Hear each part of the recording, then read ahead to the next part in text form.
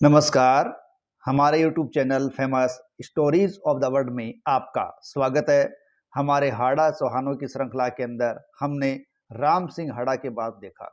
देखिए, राम सिंह हाड़ा की मृत्यु के पश्चात अप्रैल 1889 को लगभग 20 वर्ष की आयु में रघुवीर सिंह हैं वो बूंदी की राजगद्दी पर बैठते हैं और 1890 ईस्वी में अंग्रेज सरकार उनको राजा के अधिकार सौंपती है। ब्रिटिश शासन के साथ इनके काफ़ी अच्छे संबंध रहे थे, क्योंकि इससे पहले ही ब्रिटिश सरकार के साथ संधि स्थापित हो चुकी थी और अंग्रेज सरकार ने इनको कई उपाधियां देकर भी सम्मानित किया था। और 1911 ईस्वी के दिल्ली दरबार के साक्षी थे, उसमें शामिल हुए थे। उस राजराजे महारानी मेरी को बूंदी राजधानी में निमंत्रण देकर उनका बड़ा आदर सत्कार भी किया था। देखिए, 1911 का दिल्ली दरबार वो दरबार था जिसमें लगभग 80,000 लोगों की भीड़ के सामने किंग जॉर्ज पंचम ने 12 दिसंबर 1911 को भारत की राजधानी कलकत्ता से दिल्ली बनाने की घोषणा की थी और दिल्ली को विकसित करने की जिम्मेदारी आर्किटेक्ट एडवर्ड लुटियंस और हर्बर्ट बेकर को दी गई थी और जिन्हें 4 साल में से पूरा भी करना था, लेकिन उन्होंने 20 साल लगा दिए और दिल्ली का राजधानी के रूप में औपचारिक उद्घाटन है वो इस घोषणा के 20 साल बाद 13 फरवरी 1931 को हो सका और उसके 16 साल बाद देश आज़ाद हो गया था। तो उस दरबार के साक्षी थे हाड़ा शासक रघुवीर सिंह। देखिए, सन 1914 ईस्वी से 1919 ईस्वी के मध्य का दौर है वो प्रथम विश्व युद्ध का दौर था।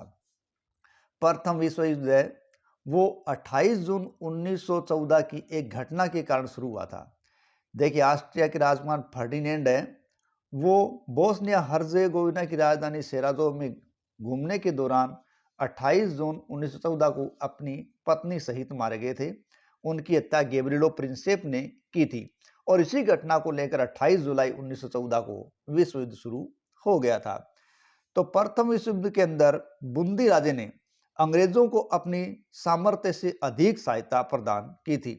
बूंदी के 100 सैनिकों को मोर्चों पर लड़ने के लिए भेजा भी गया था और बताया जाता है इनमें से 35 सैनिक है वो मारे गए थे और युद्ध में मृत सैनिकों की विधवाओं को अंग्रेज सरकार ने पेंशन देने की घोषणा की थी।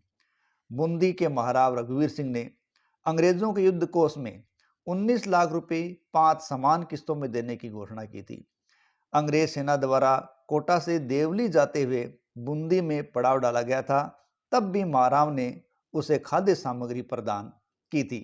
महाराव रघुवीर सिंह ने 1924 ईस्वी में ब्रिटिश सरकार से एक संधि की थी और इस संधि के तहत केशवराय पाटन परगने के 2/3 भाग की संप्रभुता भी इन्होंने प्राप्त कर ली थी। साथ ये भी जानना जरूरी है कि बूंदी के गढ़ तारागढ़ और गढ़ प्रेस का अंतिम बाद जीर्णोद्धार महाराव राजा रघुवीर सिंह के समय करवाया गया था, जब ब्रिटेन की महारानी मेरी बूंदी पर आई थी। इसके अलावा कोटा के और बूंदी के मनमुटाव का जो पटाक्षेप है या समापन इन्हीं के दौरान हुआ था, क्योंकि जब रघुवीर सिंह जी बीमार पड़े थे तो कोटा के महाराव उमेश सिंह जी इनसे मिलने के लिए बूंदी आए थे। इनके जीवन काल के अंदर ही इनके पुत्र राघवेंद्र सिंह का निधन हो गया था, जिसके कारण इन्होंने अपने भाई बांसी के जागीरदार रघुराज सिंह के पुत्र ईश्वर सिंह को गोद लिया था और उनके पश्चात वो ही ईश्वर सिंह शासक बूंदी के बने थे। तो ये संक्षिप्त काल था महाराजा रघुवीर सिंह का। इसके पश्चात शासक बनते हैं महाराव राजा ईश्वर सिंह हाड़ा।